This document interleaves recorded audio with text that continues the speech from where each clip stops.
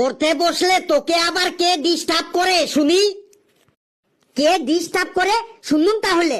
কাল সন্ধ্যাবেলা যখন পড়তে বসেছি তখন কানের কাছে একটা মশা এসে ভা ভা ভা ভা ভা ভা ভা ভা ভা ভা ভা করছিল। মশাটাকে যতই তাড়ানোর চেষ্টা করছি মশাটা ততই ভা ভা